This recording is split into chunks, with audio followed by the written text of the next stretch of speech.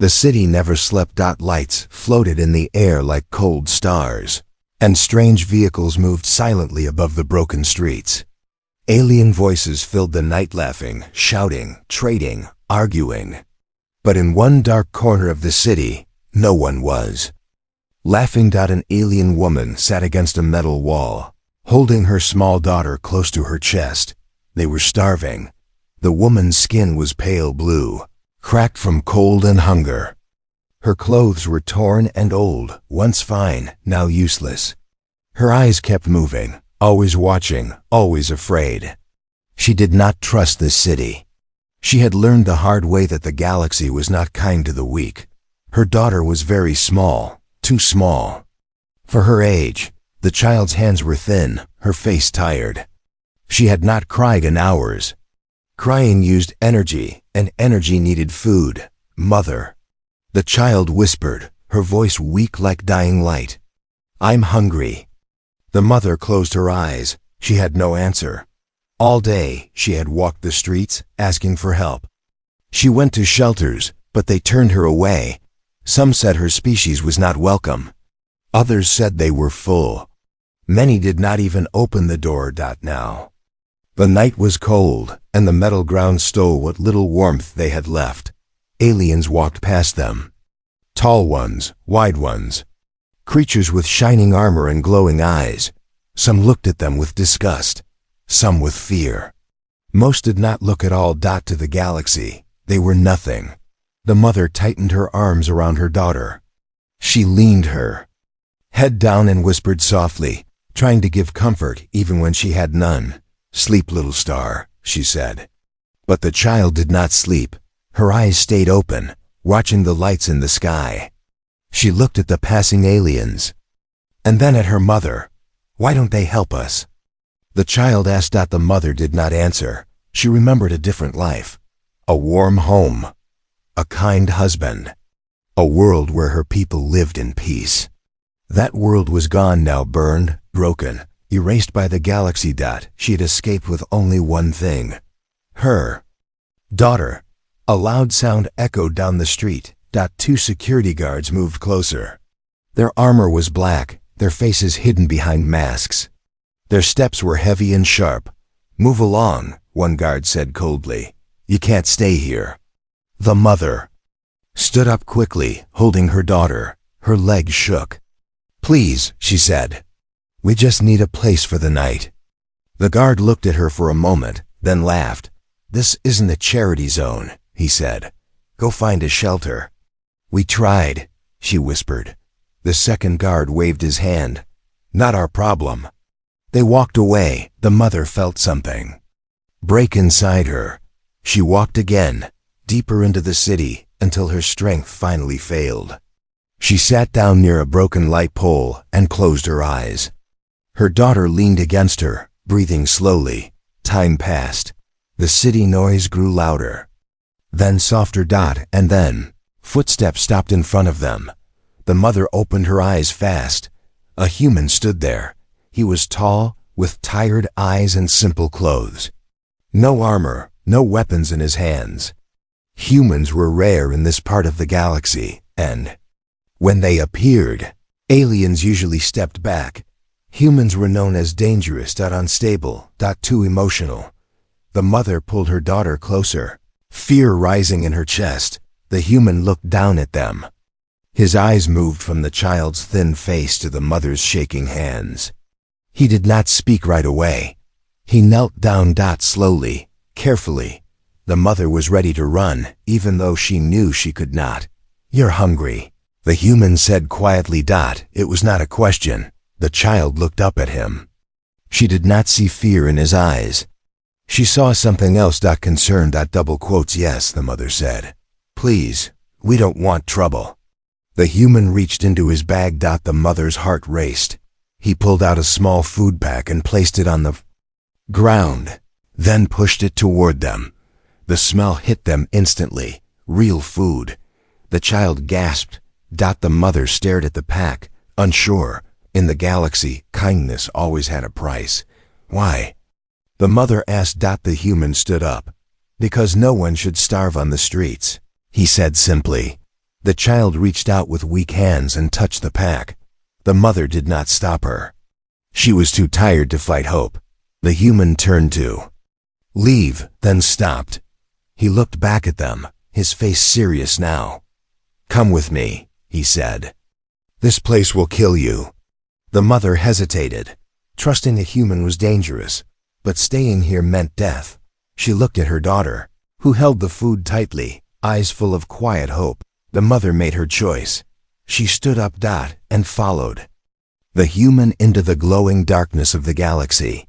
The city lights faded behind them as they walked. The alien mother kept looking back, every step filled with fear. The streets grew quieter, darker, and colder.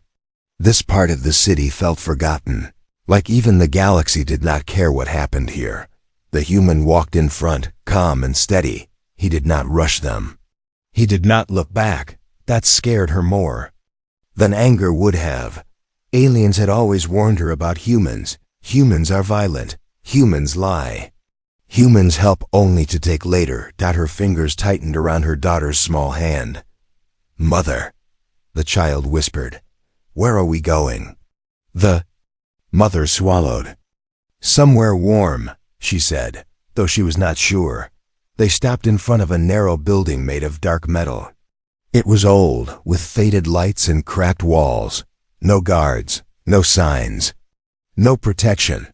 The human opened the door. Inside, the air was warm. The mother froze. Warmth was rare on the streets. The room was small. One table, one chair, a sleeping pad on the floor. Nothing fancy, nothing dangerous. Just simple and clean. The human stepped aside. "You can sit," he said. The mother hesitated, then slowly entered. Her daughter walked in without fear and sat on the floor. Opening the food pack, she ate quickly, then slower, like she was afraid the food would disappear. The mother watched her child eat. For the first time in many days, she felt her chest loosen. The human placed a cup of water near the child. "Slow," he said gently. The mother finally spoke. "My name is Lyra," she said, "and this is my daughter, Nari." The human nodded. "I'm Ethan." Just one name. No rank, no title. That made her uneasy. "Why are you helping us?" Lyra asked. Ethan leaned against the wall. His eyes looked tired, older than his face. "Because I've seen this before," he said. Lyra did not understand. "Seen what?" "People left behind," Ethan replied. "People no one wanted."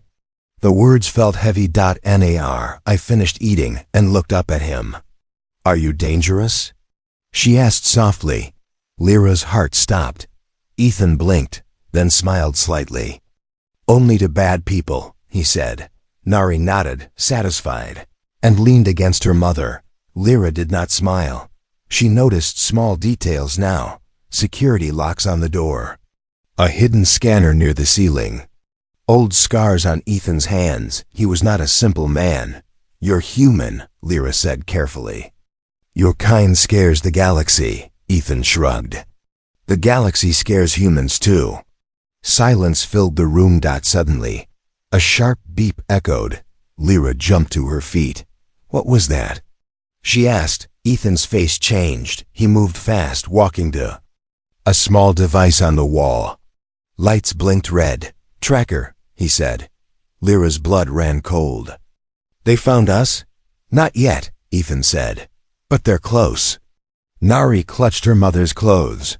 "They're coming for me, aren't they?" Lyra looked at her daughter, shocked. "What do you mean?"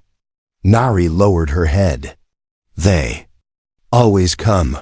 Ethan turned slowly. "What do you mean, always?" Before Nari could answer, the building shook. Heavy footsteps echoed outside. Metal scraped against metal. Lyra's breath broke into panic. "We need to run." Ethan shook his head. "No time." He moved to a locker and pulled out a small weapon, not big, not loud, but precise. Lyra stared. "You said you weren't dangerous." Ethan looked at her, eyes sharp now.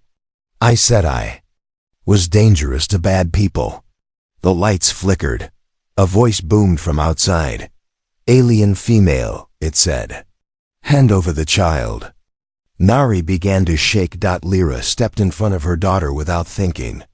Ethan stood beside her. "You're in human space now," he said calmly. The voice laughed. "There is no such thing." Ethan pressed a button. The door sealed shut. Then, he said quietly, "Let me introduce you." Lyra realized something then. This human did not save them by accident. He knew exactly what he was doing. And for the first time since the galaxy destroyed her world, Lyra felt something dangerous. Hope. The night outside went silent. Too silent. Lyra felt it first. That strange feeling when danger stopped breathing before it attacked. She held Nari close, her body shaking, her mind screaming to run, even though she knew there was nowhere to go. Sealed door vibrated once. Then again, Nari pressed her face into her mother's chest. "They found me," she whispered. Lyra pulled back. "What do you mean?" she asked, her voice breaking. "Who keeps finding you?" Nari did not answer. Ethan moved closer, his eyes fixed on the door scanner. Red lights blinked faster now. Whoever was outside was not knocking anymore. They were waiting. "Lyra," Ethan said quietly. "You need to tell me the truth." Lyra looked at him. Fear, exhaustion, and anger mixed inside her. "The truth is my people were hunted," she said. "Our homes burned, our names erased." "That's not all," Ethan replied. Lyra's silence was the answer. She slowly sat down, holding Nari tighter. "My daughter was born different," she said. From the moment she opened her eyes, strange things happened. Nari's fingers glowed softly for a second, then stopped. Ethan noticed. "What kind of things?" he asked. Lyra closed her eyes. "When soldiers came to our world," she said, "we hid. But they found us anyway. Walls cracked. Lights exploded. Not because of weapons, but because of her." Nari started to cry. "I didn't mean to," she whispered. "I just wanted them to stop." Ethan felt his chest tighten. This was not just a child. This was a reason for war. The building shook again. A deep mechanical sound followed, like something heavy moving into place. "They are not police," Ethan said. "They are hunters." Lyra nodded. "They take children like her," she said. "They turn them into tools." Ethan clenched his jaw. "No one takes kids," he said. "Not on my watch." Nari looked up at him, her eyes wide. "Even if I'm broken?" Ethan knelt in front of her. "You're not broken," he said. "You're scared. There's a difference." The door suddenly screamed as metal began to bend. Lyra panicked. "We can't fight them." Ethan stood up. "I'm not fighting," he said. "I'm delaying." He pressed a button on his wrist. Somewhere far away, a signal traveled through space. Outside, a loud voice echoed again. "Last warning," it said. "Hand over the child." Lyra stepped forward, shaking but firm.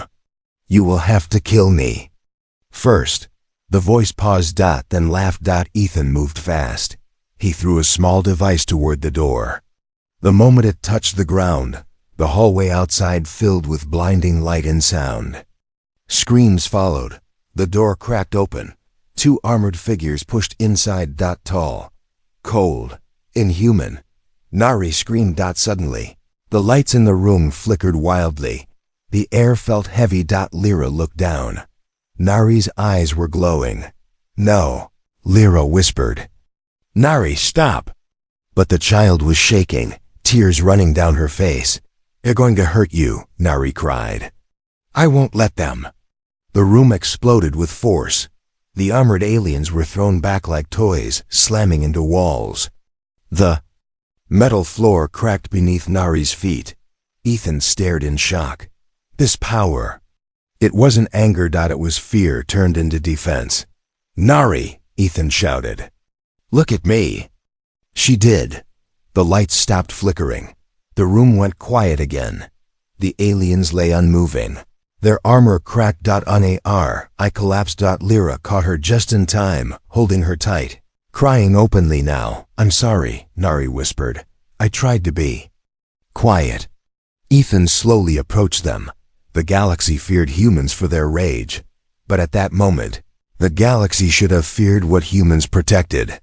Ethan looked at the broken door, then at the unconscious hunters.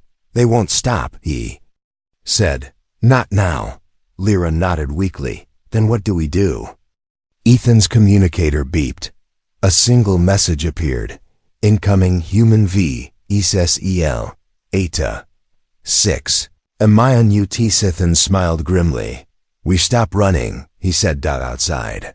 The sky began to glow. Something big was coming, and the galaxy was about to learn a very dangerous lesson. The sky outside burned with light. Lyra felt it through the walls. A deep vibration rolled through the building, shaking dust from the ceiling. Something massive had arrived above the city. Nari slept in her arms, weak and quiet after the power burst. Her small body felt too light, like she could disappear at any moment. Ethan stood near the broken door, watching the scanner. They won't come in small numbers now, he said.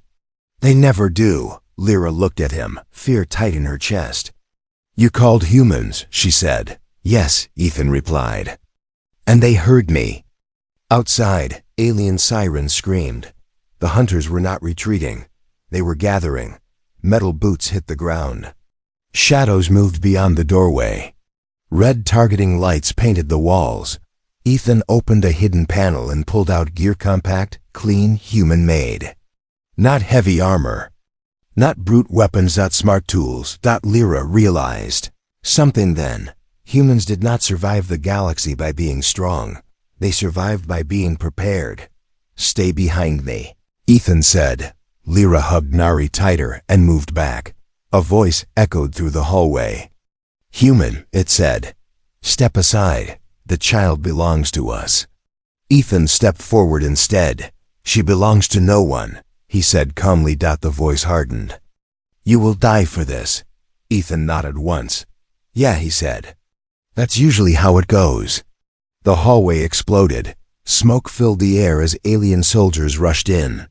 Their weapons glowed, charging deadly energy. Ethan moved fast. He rolled to the side as the first blast tore through the wall where he stood seconds before. He threw a small disc. It landed, activated, and the floor turned slick. 2 soldiers slipped and crashed hard. Ethan fired precise shots. Not to kill, just enough to stop. The aliens were confused. Humans were not supposed to fight like this. Lyra watched in shock. Ethan was not angry. He was focused. A blast hit his shoulder, throwing him back. He slammed into the wall, grunting in pain. Lyra screamed. Ethan! He pushed himself up, bleeding, eyes burning. No, he growled. Not today. Suddenly, a new sound filled the air. A deep, powerful hum. The ceiling cracked. Blue light poured in as a human ship hovered just above the building, forcing its way through city airspace. A voice boomed from the sky loud, clear and human.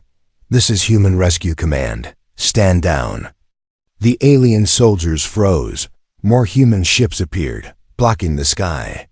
The city lights dimmed under their shadow. Lyra felt her breath stop. Humans had come. An alien commander stepped forward, shaking with anger. This child is a threat to the galaxy, the human voice replied without emotion. She is a child. Silence followed. The commander shouted, She will destroy worlds. The reply came cold and sharp. So will we, the human said. If you touch her. Lyra felt tears fall from her eyes. No one had ever stood for them like this. Nari stirred in her arms, slowly opening her glowing eyes. She looked at the light above and then at Ethan. Are they here? For me, she asked softly. Ethan knelt beside her, ignoring the pain. They're here because of you, he said, but not to take you. Nari frowned. Why? Ethan smiled, tired but warm. Because humans protect family. The alien commander backed away. This was no longer a hunt. This was a warning. One by one, the alien soldiers lowered their weapons. Human ships held position, silent but ready. The galaxy was watching now, and it was learning something new. Humans were not heroes. They were worse. They were guardians. As the alien forces retreated, Ethan finally allowed himself to sit down. Lyra rushed to him. "You could have died," she whispered. Ethan shrugged. "Worth it." Lyra looked at him, truly looked at him for the first time. This human had chosen them, not because of power, not because of war, but because it was right. Above them, the human ships stayed, not leaving. Not backing down, and far away. Across the galaxy, a message spread fast. If you hunt the innocent, humans will come. The city was quiet now. Too quiet. Human ships hovered above, their lights steady, watching everything. The alien soldiers were gone, leaving behind broken walls and fear in the air. Inside the building, Lyra sat on the floor, holding Nari close.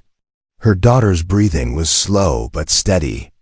The glow in Nari's eyes had faded, replaced by deep exhaustion. Ethan leaned against the wall, pressing a cloth to his wounded shoulder. "They will tell stories about this night," he said. "Stories always change," Lyra replied. "Truth does not." Ethan looked at Nari. "Tell me about her," he said gently. Lyra nodded. "When Nari was born," Lyra began, "the sky over our world turned white. All machines stopped working. The elders were afraid. Nari shifted in her sleep. They said she was an echo," Lyra continued. "A living signal from something older than stars," Ethan frowned. "A weapon?" "No," Lyra said firmly. "A key." Suddenly, Nari opened her eyes. The room grew warmer. Lights flickered, not wildly, but calmly, like they were breathing. "I'm sorry," Nari whispered. "I keep breaking things." Lyra stroked her hair. "You saved us," she said. Nari shook her head. "I didn't mean to," she said. "It just happens when I'm scared." Ethan knelt in front of her again. "What do you see when it happens?" he asked. I thought for a moment. "I hear singing," she said. "Not voices, stars." Ethan froze. Stars did not sing, unless. A warning beep echoed from the human ship above. A hologram formed in the air. A human commander appeared, his face serious. "Ethan," he said. "We've scanned the child." Lyra's heart raced. "What does that mean?" The commander looked directly at Nari. "She's not a weapon," he said slowly. "She's a map." The room went still. "A map to what?" Ethan asked. The commander took a breath. "To something the galaxy buried long ago," he said. "Something powerful enough to end wars." Nari covered her ears. "I don't want wars," she whispered. The commander softened. "And that's why they're afraid of you." Lyra felt anger rise. "They hunted us," she said. "They killed my people." The commander nodded. "Because if others reached what she leads to first, power would change hands." Ethan stood up. "So they erased her people instead," he said. "Yes," the commander replied. Silence filled the room. Nari looked at her mother with wide eyes. "Is it my fault?" she asked. Lyra held her tightly. "No," she said fiercely. "You are not a fault. You are a survivor." The building trembled again. This time, it was not fear. It was something waking up. Outside, the sky shifted color, responding to Nari's presence. Human ships adjusted position automatically. "She's activating it," the commander said. Without trying, Nari cried out softly, holding her head. "I can feel it," she said. "It's calling me." Ethan knelt beside her, placing a hand on her shoulder. "You don't have to answer," he said. The glow around Nari dimmed slightly. "You choose," he added. "Always." Nari took a shaking breath. The glow stopped. The sky returned to normal. The commander exhaled slowly. "She listens to you," he said to Ethan. Ethan shrugged. I just told her the truth. The commander's face turned serious again. This changes everything, he said. The galaxy will not stop hunting her. Lyra looked up. Then where do we go? The commander answered without hesitation. Earth. The word felt heavy. Safe. Dangerous. Human. Nari looked at Ethan. Is Earth warm? She asked. Ethan smiled. Very, he said. And loud. And full of people who won't let anyone hurt you. Nari smiled for the first time.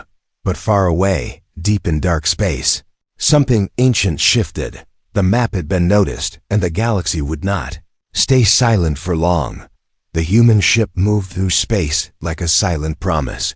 Inside, Neri sat near the Kiko viewing window, watching stars stretch into bright lines. She held Lyra's hand tightly, afraid that if she let go, everything would vanish again. Ethan stood nearby, arms crossed, listening. The galaxy was speaking. A massive hologram filled the command room. Dozens of alien faces appeared, commanders, leaders, rulers of powerful worlds. Their voices overlapped with anger and fear. This meeting is illegal, one of them said. You are transporting a forbidden being. Another hissed. Lyra felt her heart pound. Nari lowered her head. They're angry because of me, she whispered. Ethan knelt beside her. They're angry because they don't control you, he said. The main alien speaker stepped forward, his eyes cold. Human representative, he said. Hand over the child, and this ends peacefully. The human commander did not raise his voice. No, he said. The single word echoed through the room. A ripple of shock passed through the alien council. You risk war. The alien warned. The human commander nodded. We know. Lyra could not believe what she was hearing. Entire civilizations feared this council, and humans had just refused them. Nari looked up. Will they hurt you? She asked Ethan. Ethan smiled softly. They'll try, he said. They always do. The alien leader's voice grew sharper. The child is a map to an ancient power. No species can be trusted with that. The human commander leaned forward. She is not a thing, he said. She is a child who starved on your streets. Silence followed. Then laughter. You protect her now, the alien said. But when she grows, when her power awakens fully, you will fear her too. Ethan stepped forward, his voice steady. No, he said. That's where we're different. Nari felt warmth spread through her chest. Alien Council began issuing threats, sanctions, blockades, war fleets moving into position. Star maps lit up with red warnings. Human ships answered. Not with threats, with presence. Hundreds of human vessels appeared on the map, forming a quiet wall around the transport ship. The message was clear. Touch her, and you face all of us. Lyra's eyes filled with tears. No one had ever stood between her child and the galaxy before. The alien leader spoke again. Slower now. Why? He asked. Why risk everything for one alien child? The human commander paused. Because once, he said, humans were hunted too. The council fell silent. We remember what it's like, the commander continued, when the strong decide the weak are inconvenient. Nari squeezed Lyra's hand. Suddenly, alarm sounded. A new signal appeared. Deep space. Far beyond known borders, something ancient was moving. Nari gasped, clutching her head. It's waking up, she whispered. I didn't call it. The human commander stiffened. Identify signal. The ship's AI responded. Unknown origin. Massive energy source. The alien council panicked. This is your fault. One of them shouted. The human commander did not argue. Instead, he issued a new order. All human fleets, defensive formation, he said. Protect the child. Ethan looked at Nari. You're not alone, he said. Nari took a deep breath. I don't want anyone to die, she said. The lights dimmed slightly, responding to her emotions.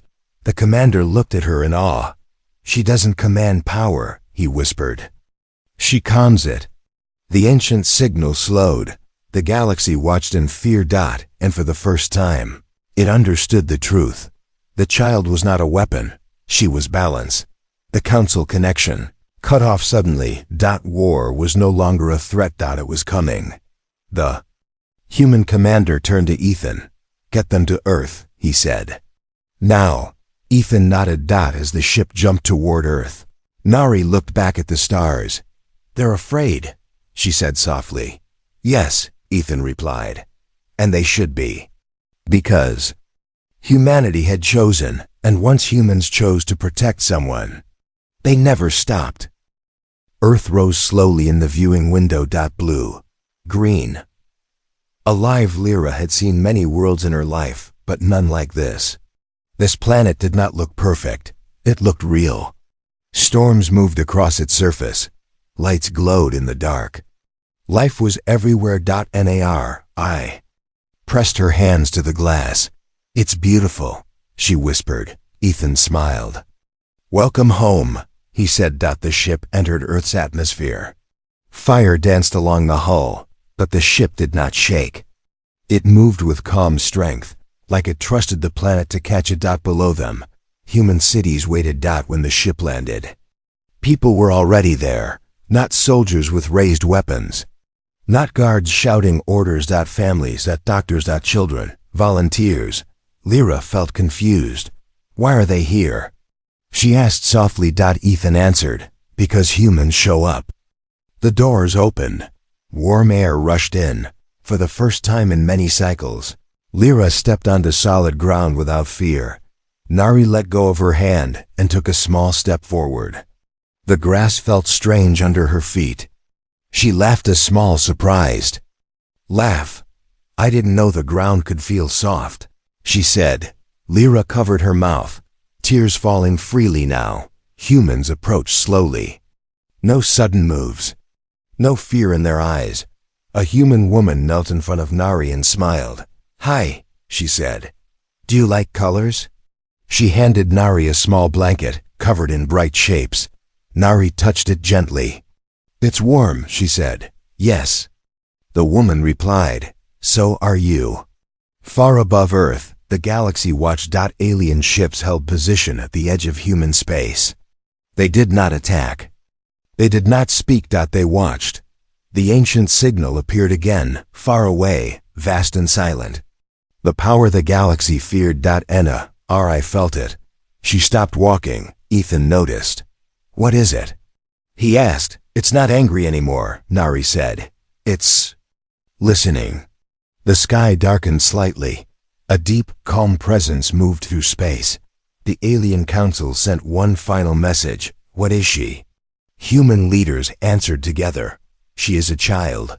The ancient power responded, not with force, not with fire, but with understanding.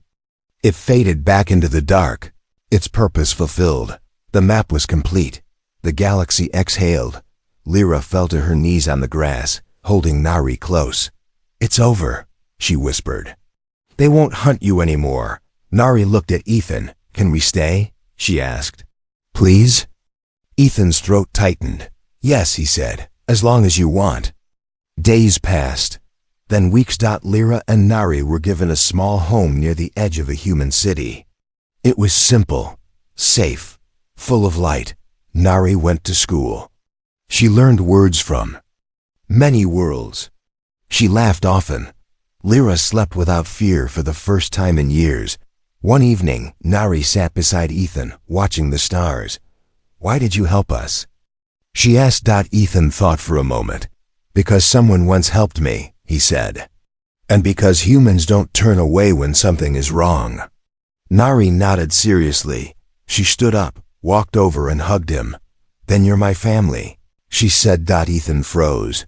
Then slowly he hugged her back, above Earth. A message spread across the galaxy. Humans had not taken the power. They had protected it, and that scared everyone. More than war ever could. The galaxy learned a final truth. Humans were not heroes. They were not conquerors. They were guardians of the small, the weak, and the forgotten. And if you hurt the innocent, Humanity would come. Nar. I looked up at the sky one last time that night. I'm not afraid anymore, she said. Lyra smiled, holding her close, because the saddest child on the coldest street had found a home that changed the galaxy forever.